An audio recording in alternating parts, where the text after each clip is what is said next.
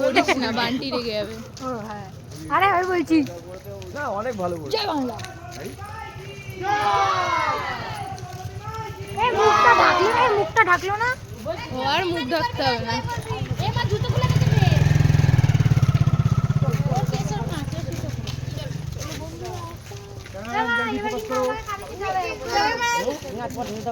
আরে ফ্ল্যাশ লাইটটা জ্বালাও,